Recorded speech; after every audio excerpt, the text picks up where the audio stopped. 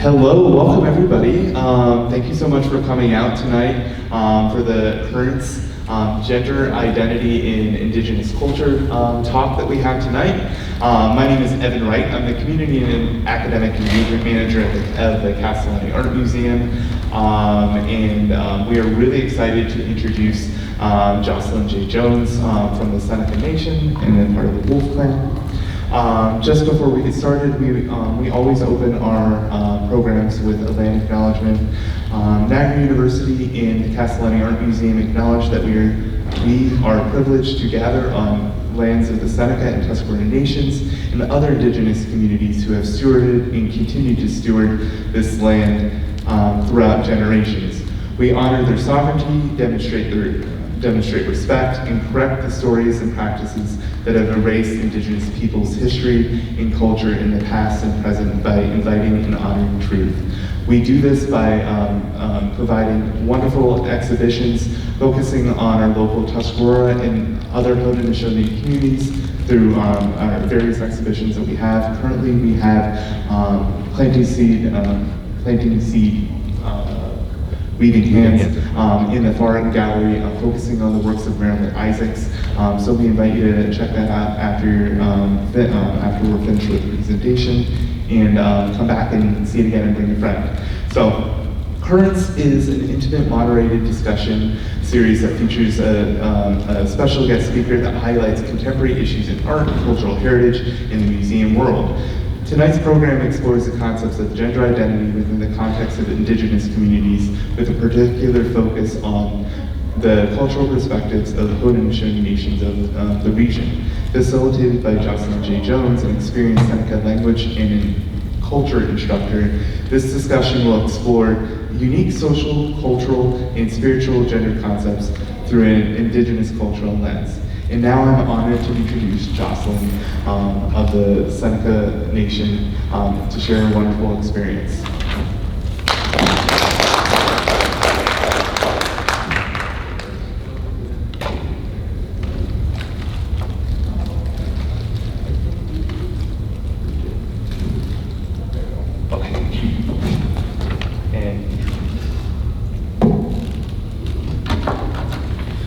Evan, I really appreciate the kind words and the generosity in having me here. It is a pleasure before all of you to stand here and to be able to represent my people on this matter. I would like to start with a formal introduction of myself, which is intertwined with my gender identity.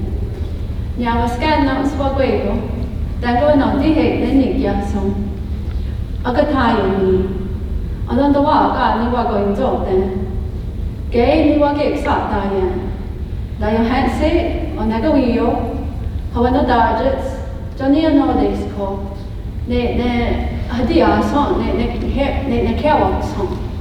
Ne Dogesti, ne Ho, ne Ohio, Jonagano, ne Hawaii, ne Japanongi.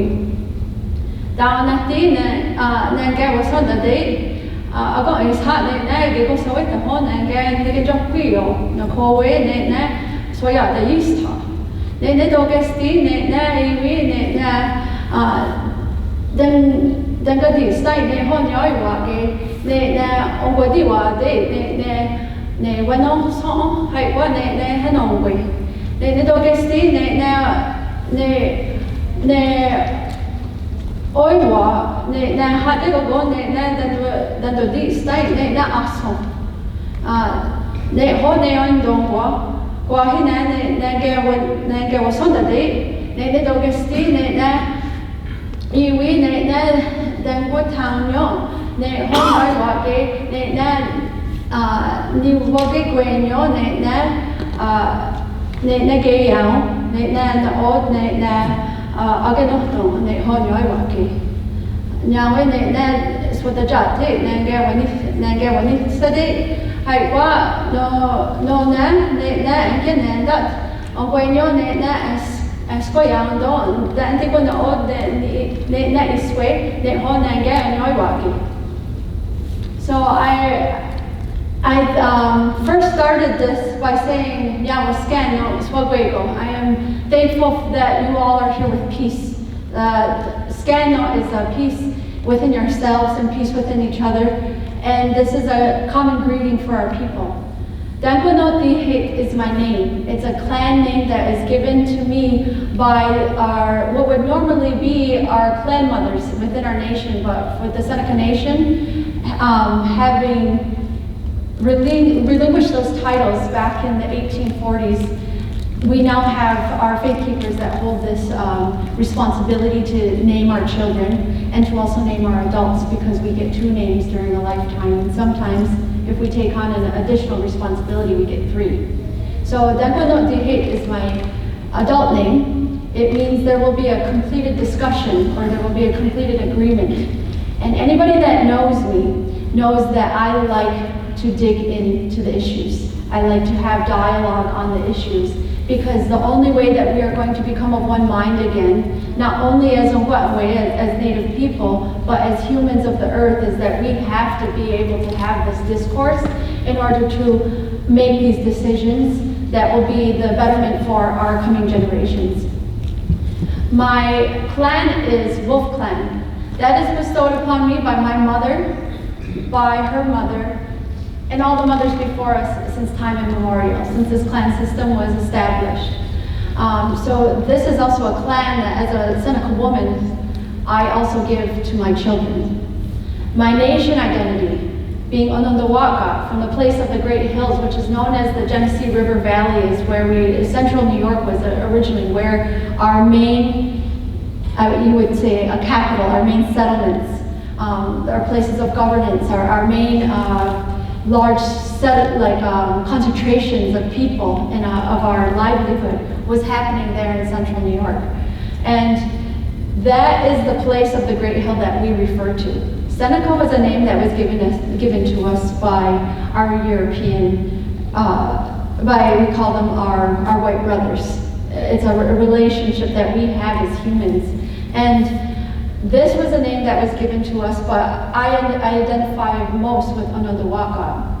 So I give my clan and my nation to my children. Any of my, I have one daughter, the rest are boys. My daughter will carry that on as long as she has daughters after her. And with our sons, who they choose to go with and to marry and to have family with, their children will become a part of that nation, a part of that clan, depending on what their choices are. Here we are. I have 4 children. I'm a single mother of 4, ages ranging from 6 to 18. So you see us here, and this is something that we like to enjoy to do on a regular basis. I'm surrounded by my wealth. My wealth is my family, my wealth is my knowledge, my ancestral nation, and the ancestral teachings that I am not only gathering, but also have learned from elders and those around me. So I have 3 boys and I have 1 daughter. And this introduction is a short introduction that we would normally give when we are going to address ourselves to a new crowd of people. I also told you that I'm here to talk about the issues of the men's and the women's responsibilities, and that there will need to be more talks about this into the future, because this is just going to scrape the surface of what I'm going to do tonight. But I also continue to tell you that when I'm finished, that if anything that you may want to ask, you'll be able to ask me at that time. So now, so now we will start. So in order to set the stage for you, I realized that gender identity in today's world didn't just start here. I need to set the stage for everybody that I share this with, because we go back as far as the historical record is concerned in order to understand how did we get to the point where we were today. So in doing that, I wanted to go back to Haudenosaunee pre-colonial gender roles. So the Haudenosaunee comprised of, at the time, 5 nations. It turned into 6 nations at the coming of the Confederacy establishment. So we were an oral tradition and still are, by large, we still are, even though we do linguistic documentation, we have people in all different types of professional walks of life, academic papers, research has been written.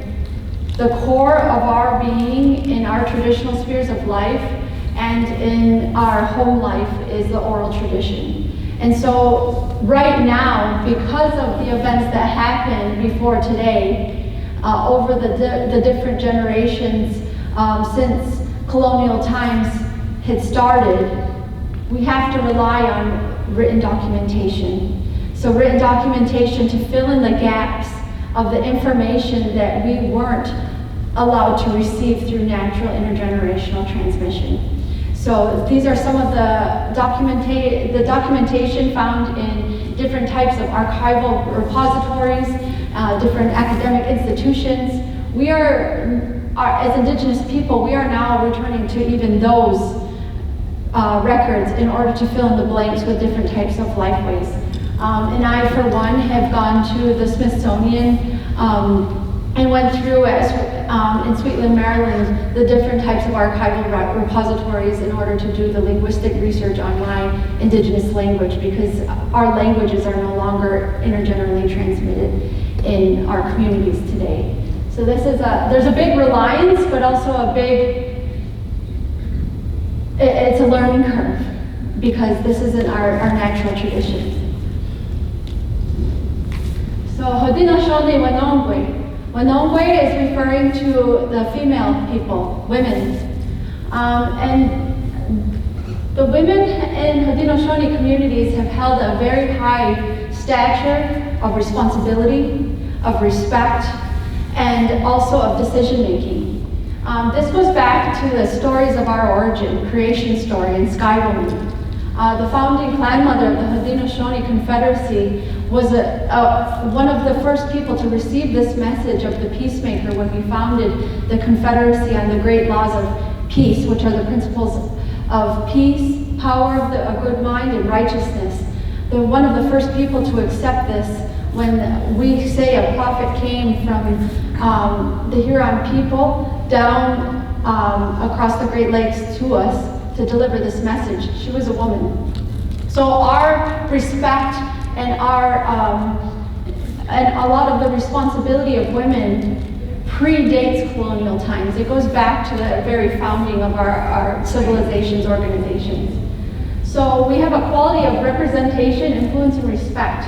Women were the key centers of the family structure, just making many decisions on child-rearing, on agriculture, on political decisions. Our voices were in all societal and political affairs. We were matrilineal societies, and we still are. That's, like I discussed already, the clanship, family lineage, child-rearing, and land stewardship. I note land stewardship over land ownership. Land ownership is the Eurocentric way of thinking. Land stewardship was our way of thinking that we are in one with creation and we are responsible. It's not an inherent right, it is a responsibility that we have.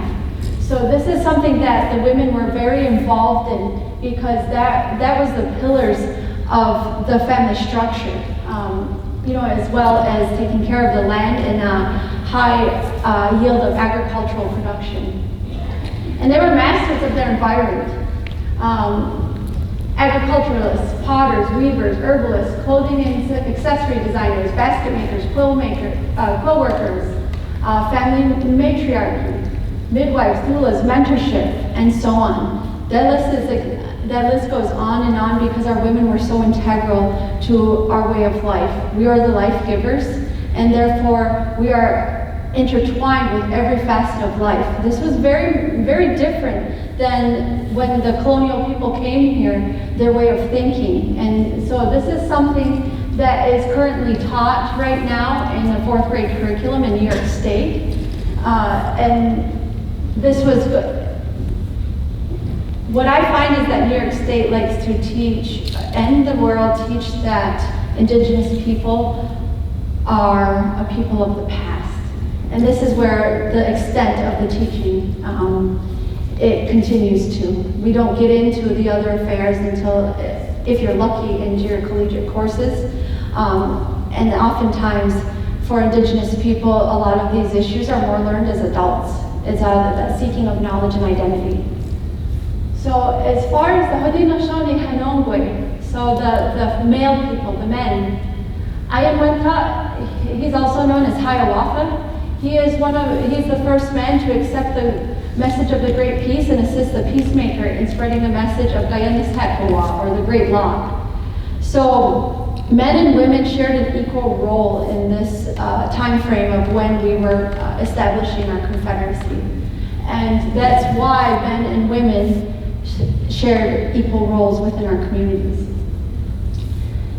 The establishment of Gayanis and the uniting of at the time, the 5 nations, who would be the Mohawk, the Oneida, the Onondaga, the Cayuga, and the Seneca.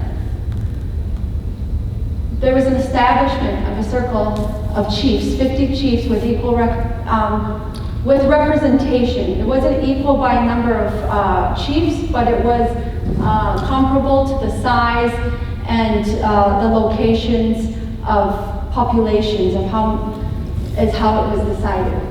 So our men took place in ambassador and diplomatic relations. At the time, it was nation-to-nation trade. But we also know that as early as the 1400s, we started to have, at first, European visitors that had came, stayed, but also had left and reported back to their mother countries.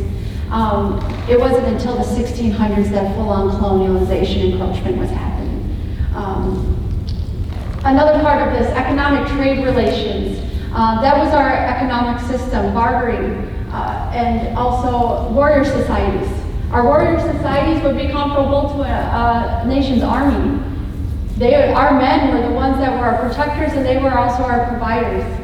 Lacrosse is a very well-known game that was a responsibility of men. It was a way to solve disputes, a way to prevent all-out warfare, and it was also considered a medicine game that is also still to this day held as ceremonies.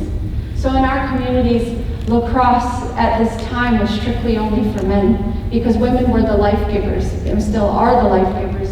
But that was the mentality, is that warfare and anything with conflict was for the man to follow because of the protection of the women's ability to give life. That had to remain a sacred domain, a sacred sphere for the women to remain in. So as protectors, providers, hunting, fishing, trapping, weaponry, clearing of fields, harvesting trees, and spiritual duties. I won't get much into spiritual duties, but just to know that there are men and female duties that we take on spiritually. So these two different slides is pretty much welcome to 4th grade social studies curriculum on Haudenosaunee people. This is the extent often that even our own children are exposed to our history, because our history was largely undocumented by our own people. The oral tradition was interrupted.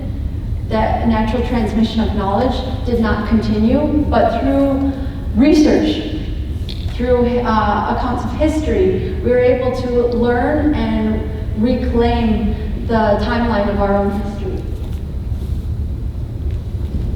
We'll go into colonial invasion and occupation. This happened largely from the 1600s to the 1800s. This underwent an adaptation of gender roles because of the encroachment and the invasion of new peoples.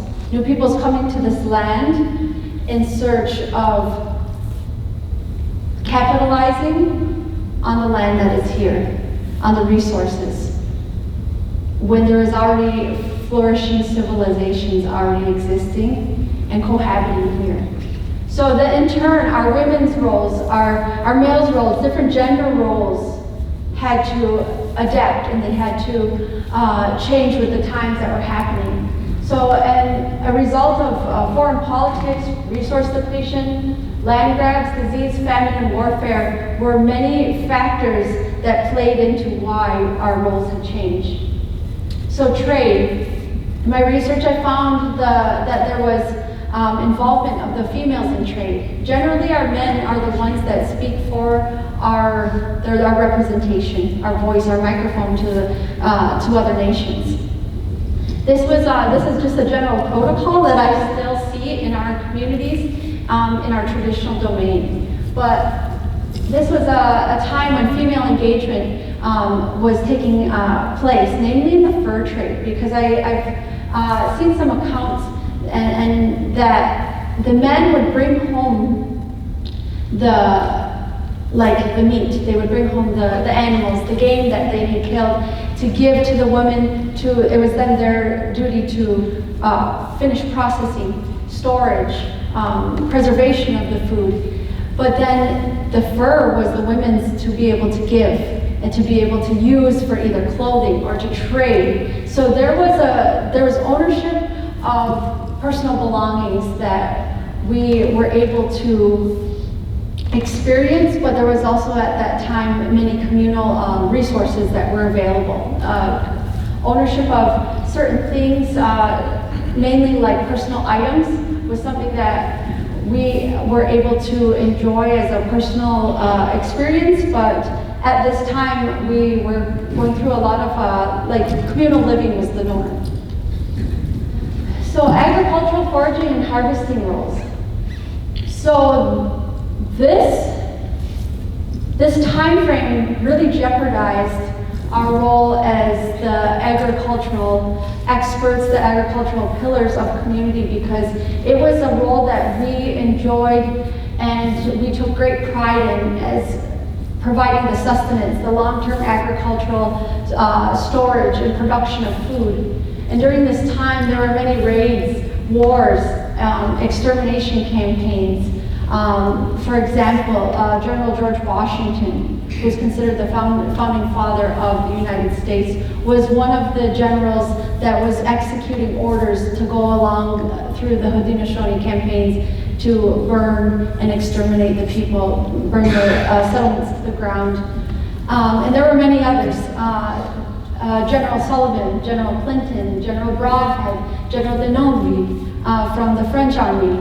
They were all seeing Haudenosaunee as a very formidable force that needed to be exterminated. And so we were going through this, and our fields, our orchards were devastated. And so how our women were now, their roles were imperiled, because this is now our livelihood.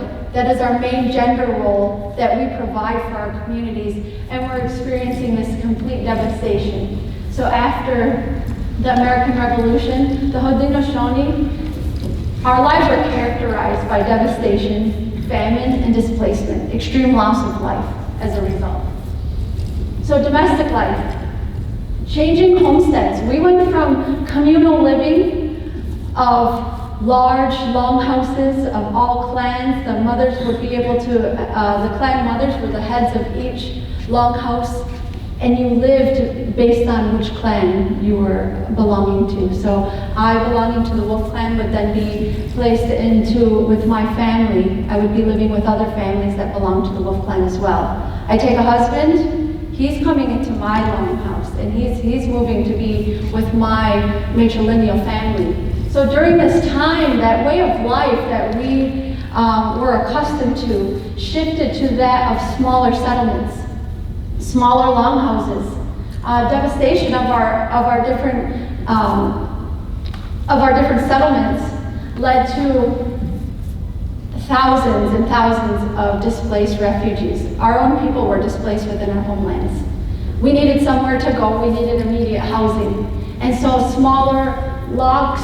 They say this was the log cabin era, and it was characterized from the later 1700s. From the early 1700s, you've seen that shift starting to happen of the smaller longhouses, maybe multi-family longhouses coexisting in one longhouse, to now later on towards the 1770s on log cabin style houses, where we moved from living with communal style living with our entire clans, to now having to live with nuclear families or small extended family living. So just imagine the devastation on our way of life as learning how to do things now solo rather than with our entire clan, and having that help of communal work, having that help of additional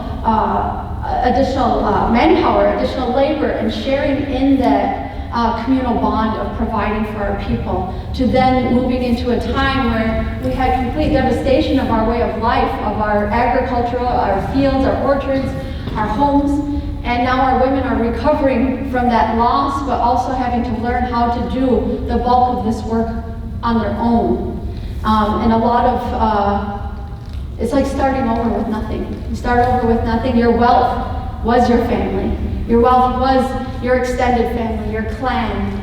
Your wealth was the land that you helped to care for, and the orchards, the agriculture that you helped to provide for your people. So foreign policy. A century of warfare and disease devastated Haudenosaunee populations. And however, our women still continue to retain significant roles in our community. Still advisement at tribal relations. And this was now foreign nation diplomacy that we were encountering. They say at different treaties, when different treaties were being made with the newly developing United States government, foreign governments, that we were able to be in attendance, but compared to our Caucasian female counterparts, we had a voice. Our women were speaking to the leaders of the newly developed United States.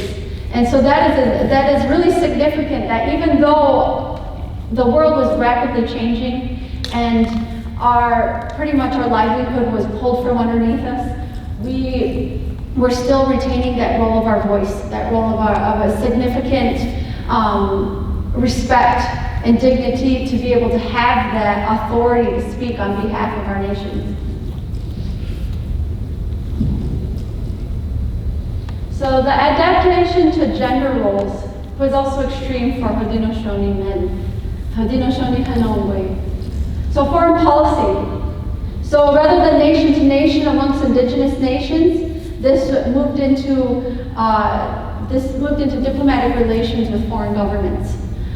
Imagine at the time learning new languages, having to be able to find ways to communicate. The ways of doing governance were different because we weren't accustomed to the ways of European legislation, monarchy, different types of governing styles that we had to catch up on the learning curve, but also there was a lot of disconnect in translation of these different types of policies. So we continue to experience the diminishment of our land bases through foreign policies and treaties. So with that continual diminishment of our land bases and our and everything that we knew, from our fields to our settlements, that meant diminishing resources, diminishing access to our original hunting grounds, our original streams and waterways that we sought to seek sustenance. This affected our males' roles because there was hunting was becoming harder to provide for our families. Also, going through this time, there was a large amount of resource depletion by European colonies. Our old growth timber was being shipped across the big salt waters to help all our resources being extracted to go and to serve the monarchy, to serve the kings and queens that were executing these orders, to serve their populations and their kingdoms. So that meant that there were less resources for us to work with, and our men were unable to provide as they once knew for their families. Did they continue to provide? Yes, because I'm still standing here. But it was very difficult. It was an extreme time for our people. So housing, we are constantly having to rebuild and reassess the situation because of these scorched earth policies that I talked about, of the raids, the exterminations. We were seen as the Indian problem. And the only way at that time, the way of thinking when the colonies were newly forming, this was before the American Revolution, they thought that we should just go through and we should totally exterminate our people. So then our men are having to rebuild, reassess, readjust, and actually we had to be strategic in how to just exist and how to live. And our men were always on the defensive. So the increased warfare, we had to think about, this is a time when human trafficking was happening. Missing and murdered Indigenous people, this was when it started. We've been enduring it for 500 years or more of our people being taken, of our people, of our men having to try to defend our people, our livelihood from this time. So, into leadership and Confederacy unity. The European wars at this time, you can look at the 1700s as almost like a century of warfare. Just imagine that. Your men aren't able to be fully at home and experience that life that we once knew because they're constantly out trying to defend our territory, our resources. And the American Revolution was a time when our people's minds split. The collective mind of the Confederacy split because of our need to try to position ourselves politically is what they felt at the time. And I honor, even though it's hard information to digest as Indigenous people today, our leaders were trying to do what was best so that we could survive those times. And at the time, the Confederacy split leadership to either ally with the newly formed colonists, the Americans, and also with the British. And at that time, nobody won. The Haudenosaunee lost out because there was extermination camps that were being, or extermination raids that were happening at the time. For example, the Oneida sided with the Americans. Joseph Brant was one of the ones that led a campaign to go and destroy Oneida villages because of their allyship with the United States. And then we know who won the American Revolution. It wasn't the British. So any of the other Haudenosaunee nations that sided with the British also had the aftermath of what happened with all these different treaties and legislations that were then enacted as the United States formed its new government. So we were split. And our once formidable governance under peace, under power, under righteousness, the peace of the good mind, power of the good mind, being just and fair. We promised to bury that warfare amongst each other, but now we're entering the wars of foreign relations.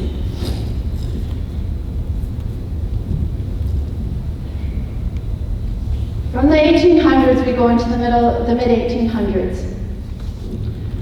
This was a time when the Seneca Nation was adopting a new style of government.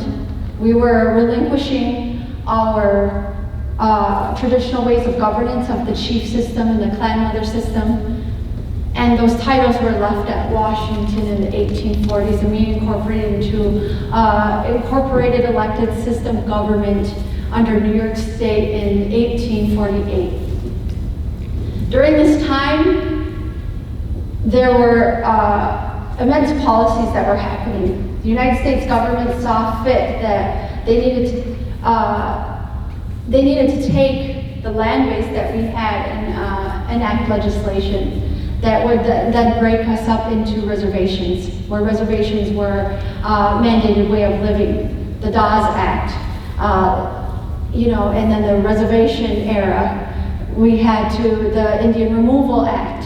Different presidents that proceeded to try to remove us as the problem, but they felt that the wars have gone on long enough. It was very expensive. It was very starting to be very unfavorable to the eyes of the American citizens. So we were put into, the Bureau of Indian Affairs was established during this time frame, and it was seen that it was best to take the children of the people, of the indigenous people that were the resistance, and to fully assimilate them into the American way of life, to bring us to the heights of civilization as our white brothers.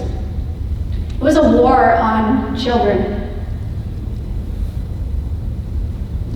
I'd like to take this time to acknowledge our ancestors that endured what they call residential schools, what we know as children assimilation camps. And I know that for our indigenous people in the room, that we all are a product of this assimilation program. Had it changed over the years? Yes, but at its very foundations, it was cultural genocide, and in some ways, it was biological warfare. It was genocide of the mind, and there were also many children that died and were abused through this process. My great-grandmother was the last person that in my life that I was able to have a conversation with this, that attended Quaker Ridge down, we call it Haudenosaunee, down by the Allegheny Territory. And she spared me a lot of details, but she went to these schools as a fluent speaking woman and came out no longer speaking her language, no longer transmitting any type of cultural information to her children and to her grandchildren. And I'd like to take the time to honor all of our people, and for some of you in the audience that had also attended the residential schools. So this forced assimilation process had extreme drastic roles on our drastic effects on our gender roles. So for Haudenosaunee Wenongwe, for Haudenosaunee women, domestic life. So we were reconditioned to the Eurocentric standards of living. Our place was considered within the home.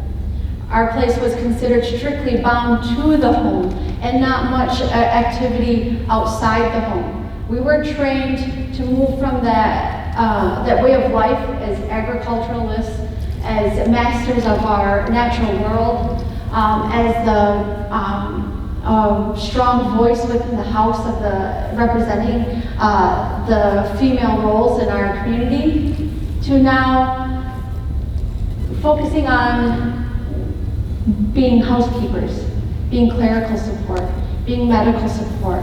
Were we ever trained to become to the top professions of European society? No, we were trained to be the help. And our roles were disenfranchised across the board. So this was the era of men in charge. There was, during the land sale of Buffalo Creek, there was a lot of backlash. At one point we lived and resided in the greater Buffalo area, including Buffalo, the shores of Lake Erie. And during this time of the land sales, it was really perilous time because we had went from transition to refugees, to finding new land bases, constant treaties that were continually changing the boundaries, the landscape of our whole lives, of where we were able to live, what we were able to do, that now the men, I've heard this before, the men decided that the women were the ones that were putting up the chiefs. They were the ones not electing, but placing these chiefs into their positions as clan mothers. And now it was time that we were going to enter a new era into this newly elected system government. This is only the case for the Seneca Nation, and I can speak on behalf of me as an individual, as a Seneca woman. But this doesn't go for all Haudenosaunee communities, because there are some Haudenosaunee communities that chose to retain their traditional government. Some also chose to have an elected system government and still retain their traditional government. Unfortunately, the Seneca Nation did not retain our traditional government roles and went fully into a new elected system. So with a new elected system, clan mothers' positions no longer. Where's our voice in our people? Where's our voice over the affairs and the relations of our people and the different governance and the decisions that are being made on behalf of our people? It was extremely diminished at this time. So housing. The destabilization of our clan structure. We were no longer living with our clan. We were living maybe with the clan of our descendants, our children, and maybe our mothers, our grandparents, but we were no longer living in full-out clan systems.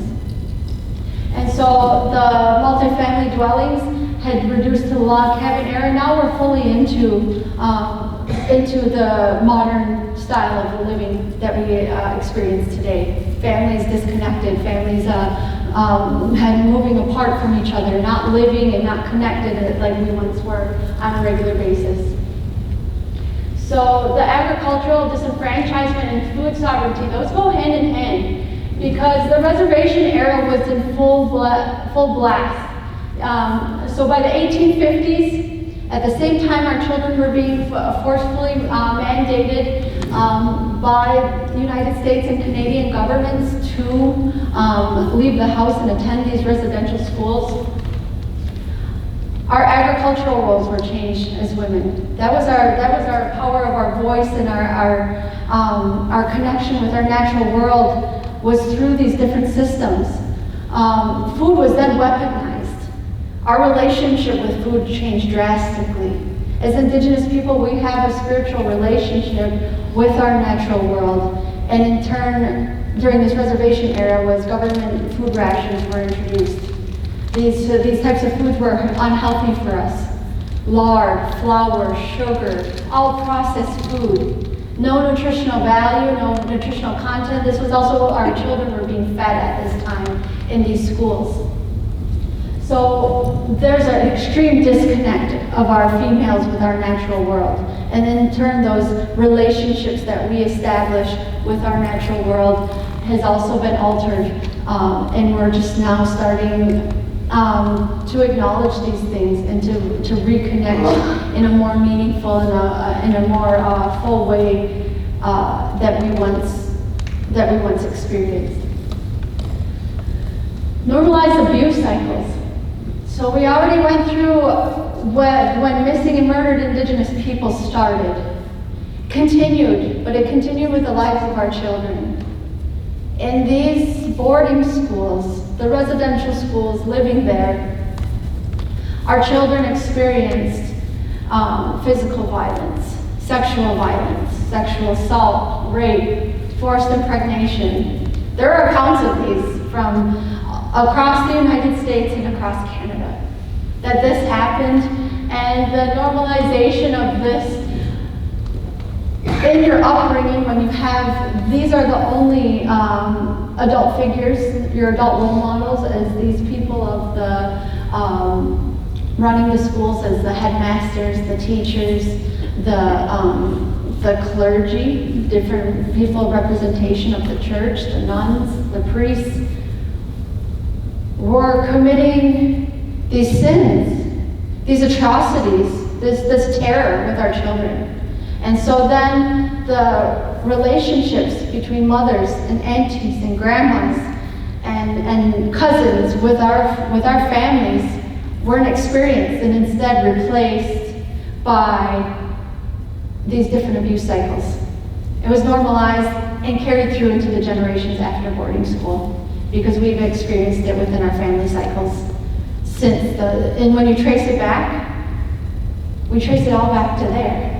Like every time we have these conversations in our communities, it all leads back to the same place. This leads right into breakdown of family structures. So our long-standing female roles, we weren't experiencing that. Like our children were growing up without their mother figures, without their grandmother figures, their auntie figures nearby. They maybe see them, if they're lucky, maybe see them once in a while when they was on leave. Some children were completely orphaned. Because during this time, There was a lot of abuse cycles happening. There was a lot of PTSD going on. There was diseases. There was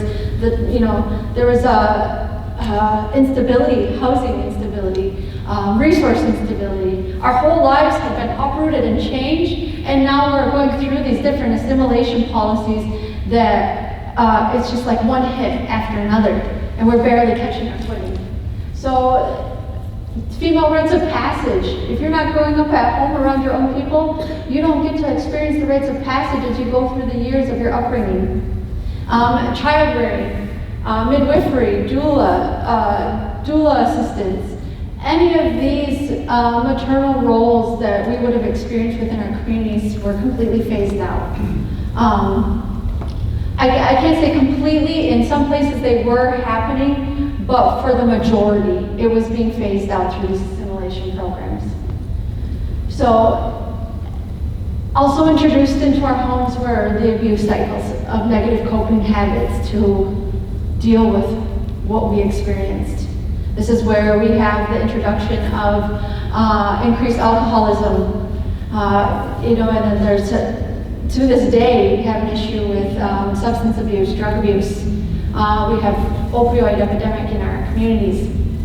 So we trace it back to this time of continually healing from traumatic incidents, traumatic experiences, and our family structure has been broken down. Another pillar of our existence is spirituality. We're completely estranged from our spiritual practices. It was even by both governments, the United States and Canada, forbidden to practice our spiritual ways. And when our children aren't going through this traditional upbringing, there's a huge identity crisis, a huge loss, a huge void that needs to be filled. And this is what our young women were dealing with, our young children were going through it, and also the mourning of the mothers and the grandmothers and the aunties of not having those roles within their communities, not having the children present.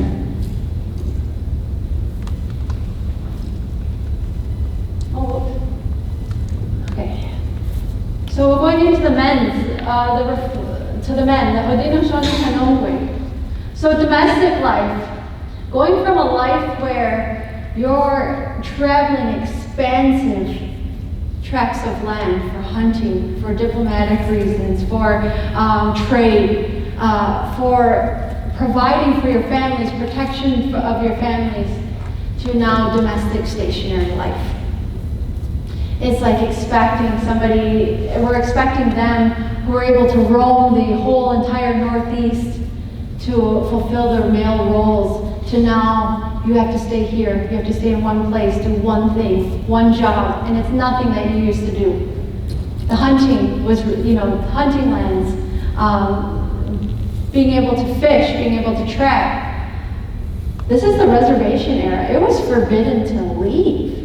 Like, we couldn't leave these tracts of land without permission from Indian agents, from BIA representatives. Like, this was a very real thing at the time, where we had to stay stationary to these reservation tracts that we were permitted to have. And so the days of warrior culture, hunting expeditions, were replaced by the conditioned roles of Eurocentric standards. What was that mainly? Industrial labor and agricultural work. Whose traditional roles was agricultural work? The women. Completely disrespected and disenfranchised our men at this time during all of these different policies that were happening in the mid-1800s, even as early as the early 1800s, all the way through to the 1900s. So our warrior societies, without the continued free range, the free will that we once experienced, there are different types of laws being made at this time by Congress that disenfranchise our people. So during this time, our men were not able to continue on the warrior society rituals and have that place of decision making, because the United States government was outlining our ability to do what would be, I guess, hand down decision making, any type of normal punishments for crimes that we experience within our own communities. We were completely taken away from that, and that was now the United States government's role.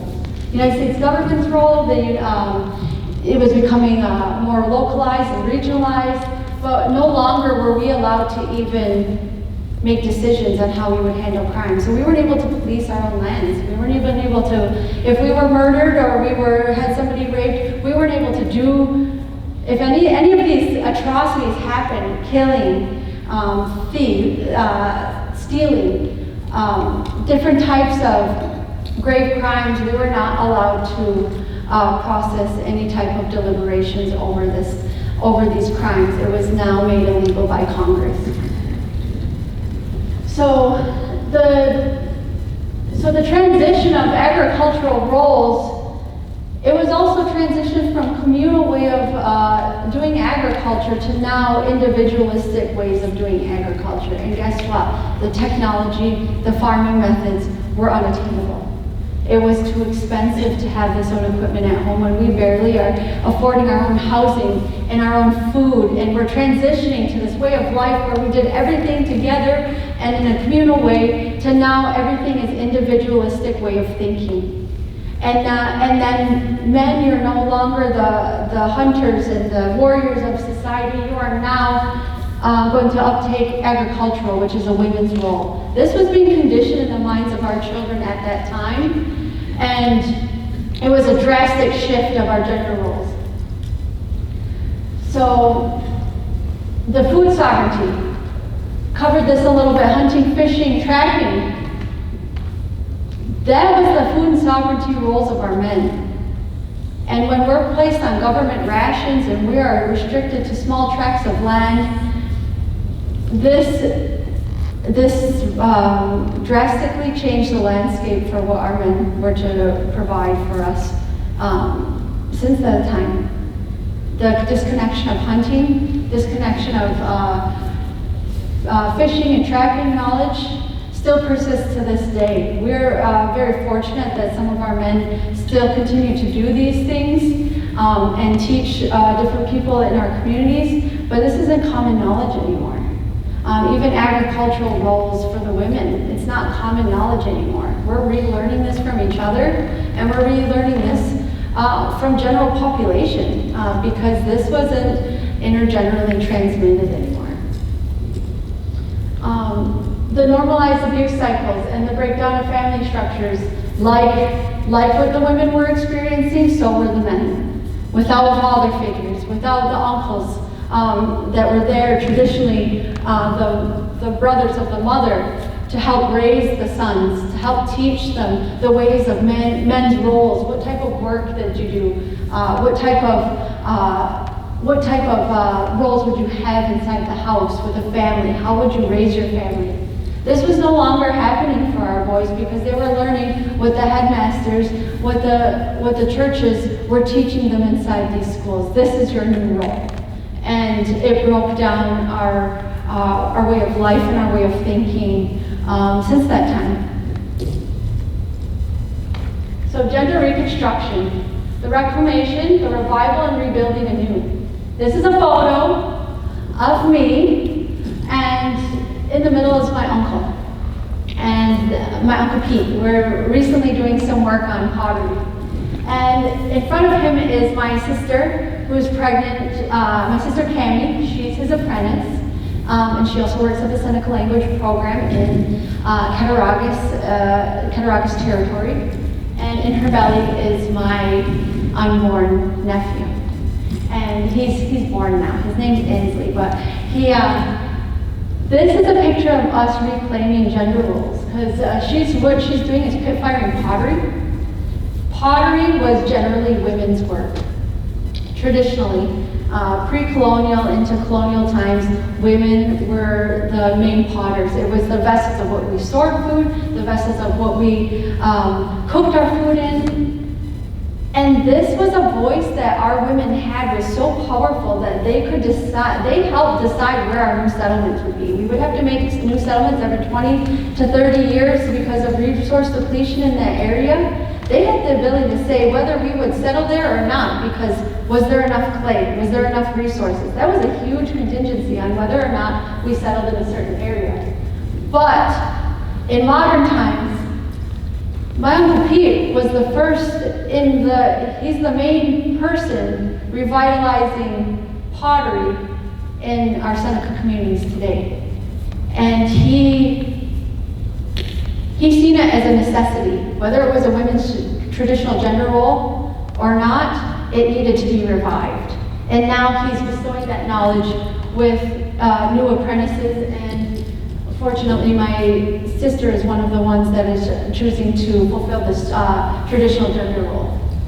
So we're rebuilding, we're reconciling, and we're also recreating. And this is an example of the transmission of knowledge that started with my uncle, who he went out and he sought this knowledge. He did research.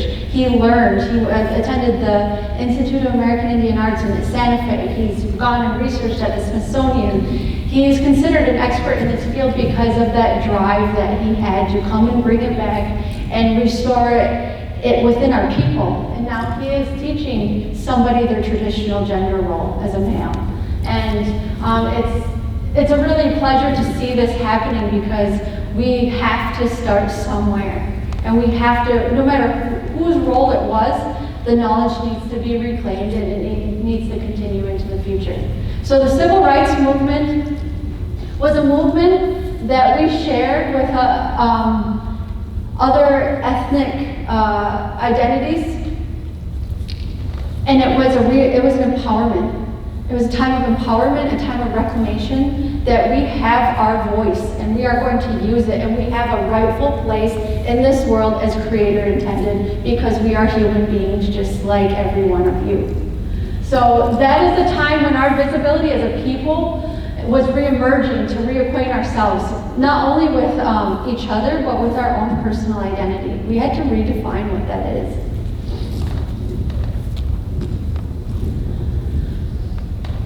This is an area where I feel that is least talked about.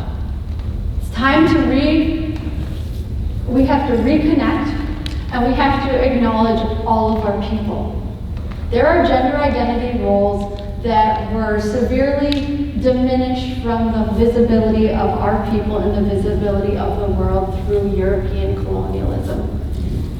And this is in some communities, Indigenous communities had multiple gender roles, third and fourth gender roles, because our people were inclusive of different types of choices, but different types of being, and fundamentally, our beliefs are based on love, on compassion, on inclusivity. Creator made you that way. We can't create, we don't say Creator's wrong. We embrace who you are. You're closer to Creator. And that is something that we lost during colonial times.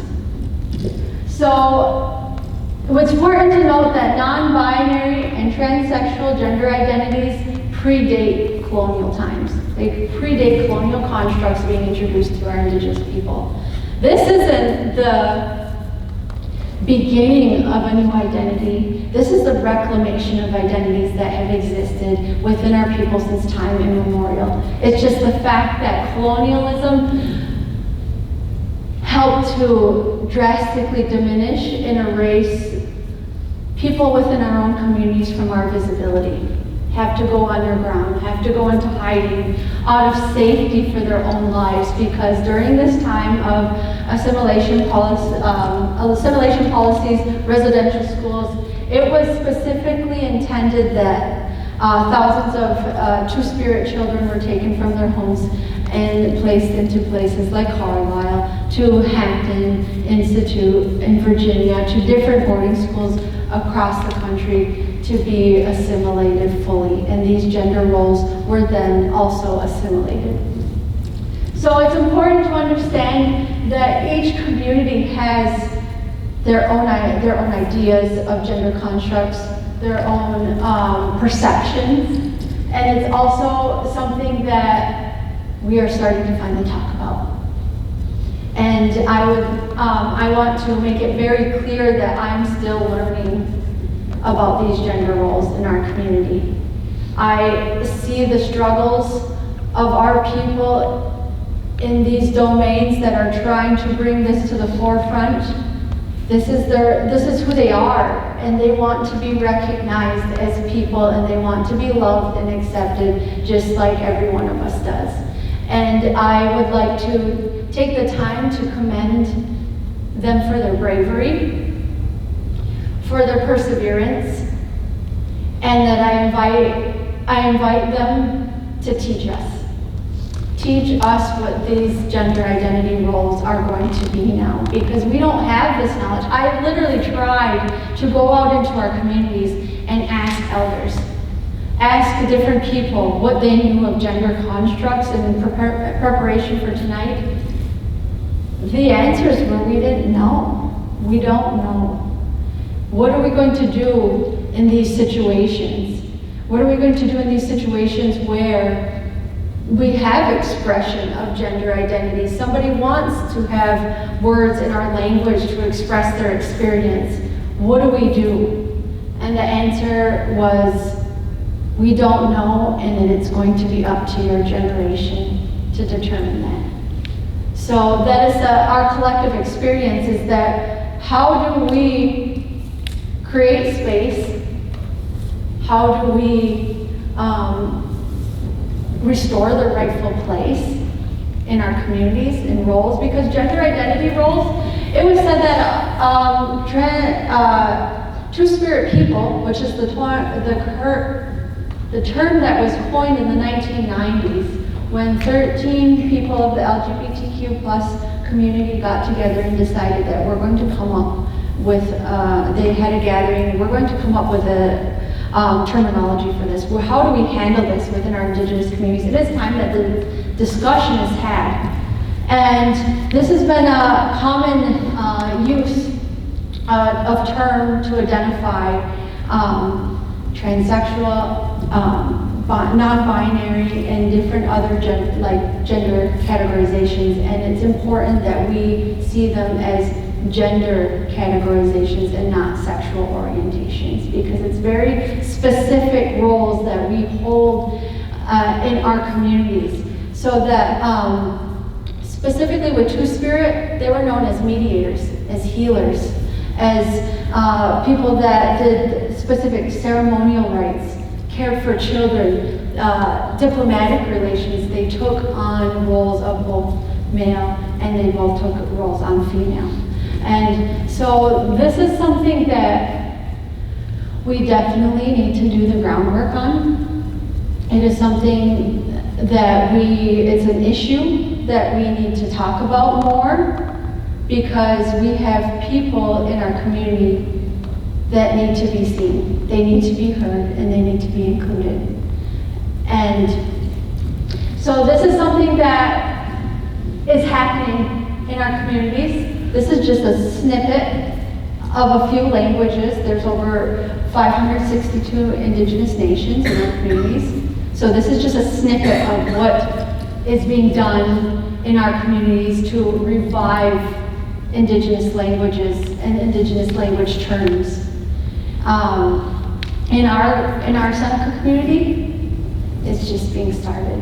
I ask questions, and that's my expertise, is Indigenous language revitalization, specifically within the Seneca Nation communities. That was what I did a bulk of my professional work in my adult life. And we are still attempting to come up with our own language, our own terms. What were the terms that we had pre-colonial. If we don't know, then what do we do to create this language again? We have to recreate what we are going to use to identify everyone, inclusivity in our language use and revitalization. So this is credits to the LGBTQ Two-Spirit Wellbeing Education Series, and I found this on the Indian Health Service website that took me to these different types of programs, different types of organizations and discussions that are being had. So once again, to our Two-Spirit community, I really invite you to lead the way. Lead the way and show us, teach us, and we will create a new future for all of us to walk to together and with inclusivity. So where are we now? Gender identities in modern society. So reestablishing female and male roles, in turn, reincorporating all of the people of our communities, our Two-Spirit genders, our different third and fourth genders, identifying how many genders what we have and what do we, what roles do we have for everyone. Current pillars of our gender identity categorization: nation enrollment, clan system, common and indigenous communities. What clan are you? What nation are you? It's almost like a level of categorization that we have of each other. How important, this is extremely huge topic because it's over competition of resources, access to resources, access to programming, access to being included, access to knowledge. All goes back to the categorization that we started to participate in with ourselves after different policies like the Dawes Act, the reservation era, when we started to use enrollment numbers. So redefining gender family roles to the absence of our traditional family relationships. Our family relationships, and I'm going to be quite honest, our family structures are broken. They're extremely broken. Oftentimes you will see single parent living, raising children alone. Growing up through the 90s and the early 2000s, I see mainly women raising their children and fathers absent. Now you see a little bit of both. Sometimes only the males raising the children, sometimes only the females raising the children. Families not having close relationships, families fighting, families not knowing each other, cousins, grandparents, aunties not knowing who their families are. Like, there's times to this day I'm still learning that, oh, that's my cousin, or that's my auntie. And it's something that we still struggle with today. I even, as an adult, learned that I had more siblings. Like, so this is something that we're still recovering after that devastation of the boarding school era. So the perspective of rights and entitlement over sacred duties and responsibilities. I think this is really important because with this categorization of nation enrollment, are you enrolled or are you not? That determines your worth. Do you have a clan or do you not? That determines your worth as a people. We participated in the active categorization of our own people, and we continue it to this day.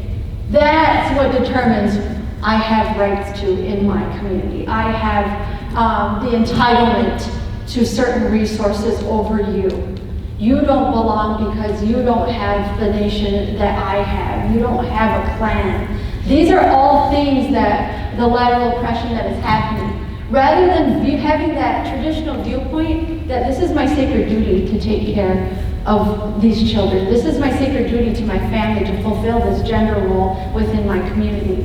It is a responsibility over having rights to something. It's Eurocentric thinking versus Indigenous thinking, and we currently participate quite frequently in a Eurocentric way of thinking. The revival of gender roles, traditions, and activities, and accepting change in these roles, adapting to modern life and expectations. It is hard to be an Indigenous person in this day and age. We have traditions to follow. We have a language to save from near extinction. We have to relearn our identity roles. We also have to participate in the mass culture of making money, paying our bills, but how do we reinstitute those communal roles, our family structures? It's a lot. It is a whole lot to try to live in both worlds. And we were told this at the time of when the Gaswenta, the Tura Wampum, was made with the Dutch in the early 1600s.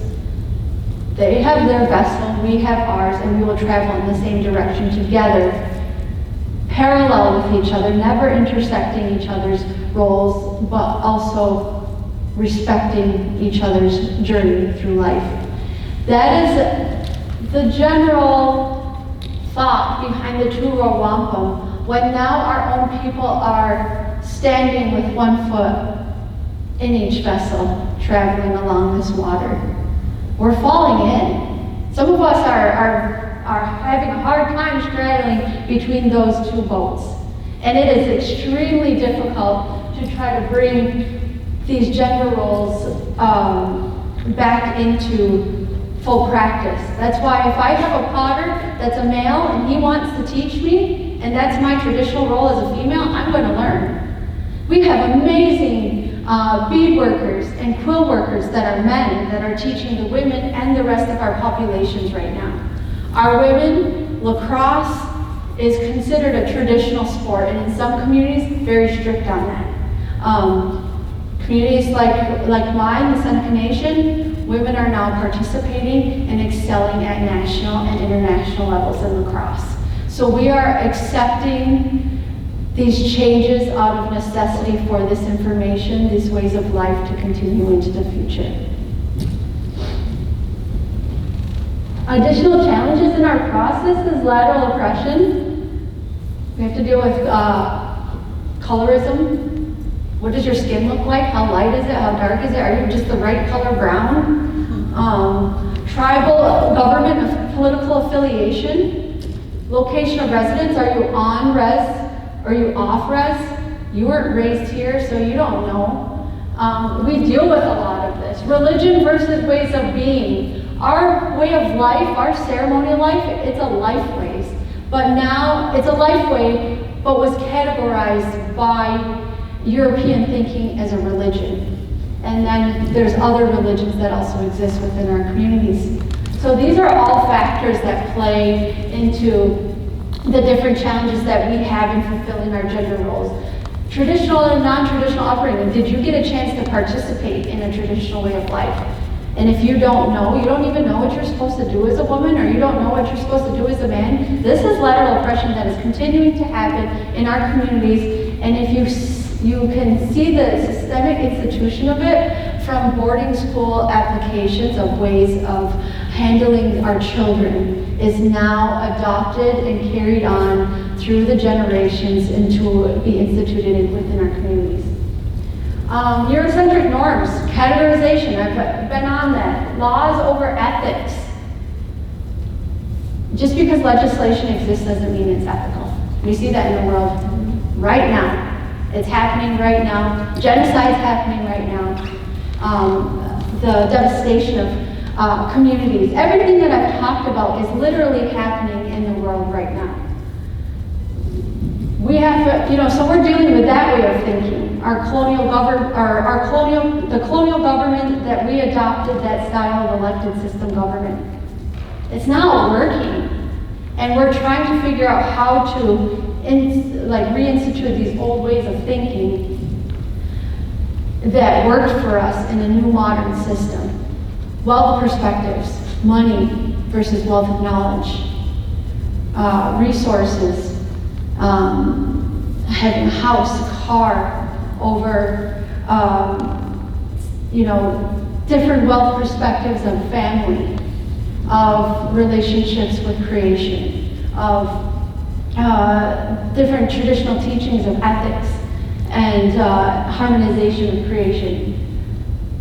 The disconnection and self-determination. We have a hard time with this, saying that we have the ability to make the decision today what our gender role is going to be from this point on into the future.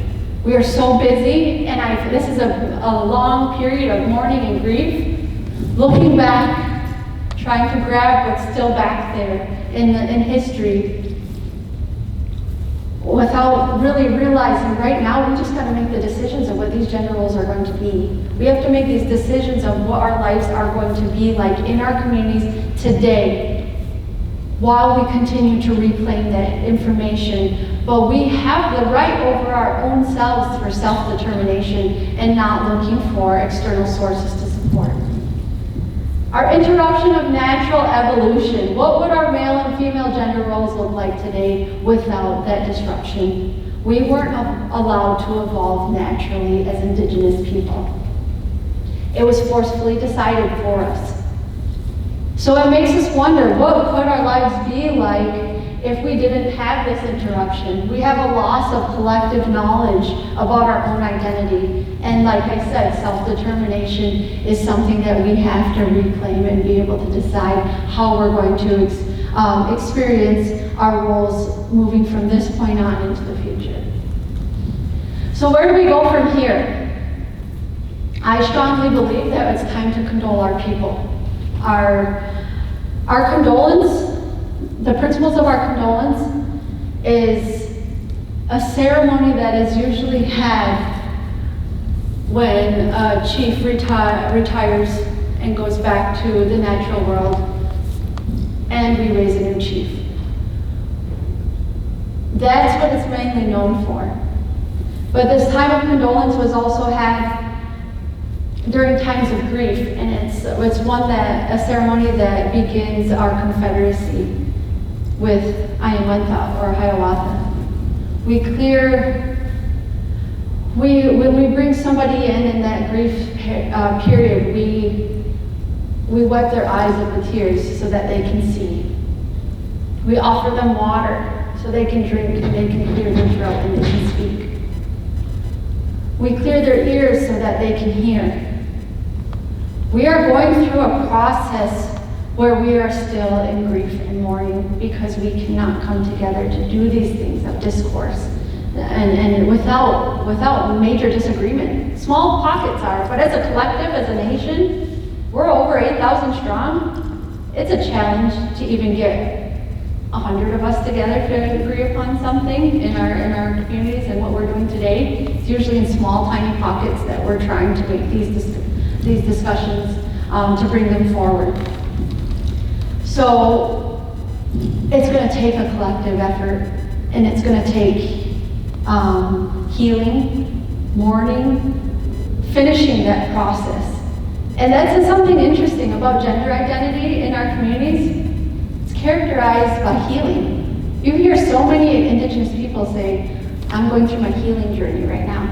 We are healing for what we went through in our own lifetimes, but we're also healing for generations before us, our grandmothers, our grandfathers. We're healing from all of that epigenetic information that we carry in our DNA, and we're still healing. And it's interesting that this is now a part of our experience as men and as women and as two-spirit people. It's still that constant process of healing. These are my resources. I just wanted to end with, we don't have all the answers. Where do we go from here? This is unprecedented, having to get to this point in time over 500 years. It's not like we've had a playbook of how did we get here before and how did we solve this before. We're still solving these issues within our communities. And when I get to a point where I don't have the answers, what do I turn to? Our original teachings that we say our Creator has bestowed upon us. That it's in unison with creation. So I want you to all take the moment you can close your eyes if you want to, but we're going to go through these relationships from a perspective of Haudenosaunee people. I turn to the relationships that we have with our natural world.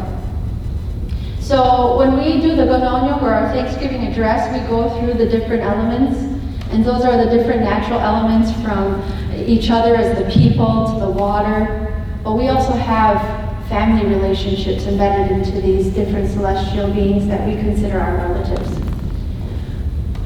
So one of our most important relationships that we have is with our mother. It's how we're here. She's given us life. I want you to take a time to think about your mother. Think about her impact on you, and at least give her the opportunity to, no matter how your relationship was, good or bad, close, not close, acknowledge her and thank her. Because we consider our mother the earth. She continually provides for us. She takes care of us. No matter how we treat her, and as humans we've done a pretty horrible job as of late, she continues to have unconditional love for us and to provide for us. So what we say is we respectfully give thanks to you, and we honor you, our mother, the earth that supports our feet. And let our minds be as one. So then we go on, as we're going through these relationships, thinking of another relationship that we come upon is our grandfathers, our grandfather the Thunders. Maybe some of you are very fortunate to have a grandfather within your lifetime, to experience that relationship. And our grandfathers are considered the Thunders, the ones that are the Creator has delegated to watch over us, to bring new life through the form of water, to replenish the waters, like as in replenishing our spirit, because water is essential to all of life. And then that water, in bringing the new water, they say he is also our great protector, because he keeps these fierce creatures that were put into the middle of the earth by Creator, and they help keep them there by throwing down their thunderbolts when they cut across the earth. Their big loud sounds and the thunderbolts of the lightning, they keep them down into the ground, and they are our big protectors, always watching over us. We think of our grandfathers in this way because our grandfathers are always nourishing us and supporting us and taking care of us in these ways. So we say we carefully give thanks to you and we honor you, we respect you, and let our minds be as one. We move on. In this address, the next relationship that we come to is our elder brother, the sun. And our elder brother, the sun, we think of as the great warrior in the sky. He's continually shining down on us every day, and he is watching over us. This is another relationship that we would see as a elder brother that we have that kinship with. That he's our protector. He's like the second line after our fathers and our grandfathers. They take good care of us. Maybe you don't have a brother, but you have a cousin or somebody that fulfills this brotherly role. We say we give thanks to him, we honor him, and we carefully, with respect, we give thanks to you and honor you, and let our minds be as one. And we move on to our role of our grandmother. Our grandmother, the nighttime or the moon, Grandmother Moon, who, in our way of thinking, was the first woman on earth, Sky Woman. She took on the role as Grandmother the Moon, and she continually works with our women. She works with them in helping them learn about how to bring life here, she also works closely with the plants and helping them grow. She helps bring the children new life, and she assists them in this process. She assists in all life on earth continuing their growing cycles. So we carefully give thanks and we honor her, and then we let our minds be as one. And then another really important relationship, we're covering some of the basics. We're backing up a little bit. We have a relationship with our sisters, our three sisters who work together. Corn, beans, and squash. They're our life sustenance. And if you see these sisters, and I have beautiful sisters, and we all work together at home, just like the three sisters work together. They help each other grow, they provide each other support, they provide each other shelter, and the ability to grow and flourish. And so we honor these three sisters that they're used in our ceremonies. They're used in our everyday life. They kept us alive for thousands of years. You know, for our time immemorial, our entire existence counted on these staples of food. So we carefully give thanks to them and acknowledge them. We honor them, and then we let our minds be as one. At the end of this Thanksgiving address, we give thanks to our Creator, likened to the relationship of a father who has provided for us, who has helped create us, who continues to watch over us. He delegates help where it's needed so that there are always eyes on us. He has many helpers that can continue to watch over us day in and day out. And He is our maker of us from the clay of the earth. So we carefully give thanks, we honor Him, and then we let our minds be as one. That's the source of where our answers are, is in the original instructions of creation that was bestowed upon all men, all women of this world. We all had those original instructions when we were created. It was just man that made different types of man-made constructs that took us in different directions. But if we all turn to the original instructions of living in unison with creation, we will rediscover our roles, not only as Indigenous people, but as humans together. And we will be able to redefine what those specific roles are within our communities, because we need to take our way of life back to those original teachings. So I know I'm over time. I just had one thing to play for you. Sorry, you guys over there.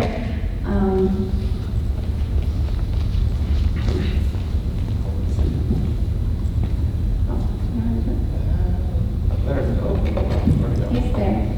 I have words from an elder that speaks to what I just spoke about. And this is words for all genders to understand, to listen to. This is from Called it a great disconnect. That's what's missing. A great disconnect.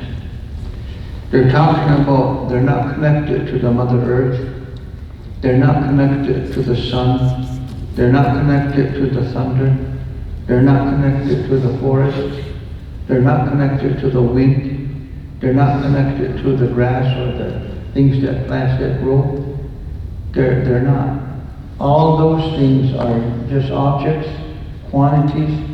They're just resources to be sold, packaged, sold, but there's no feeling of any, like they're part of my family. It's completely absent. And that's the whole world now. Wherever missionaries went, they have done that.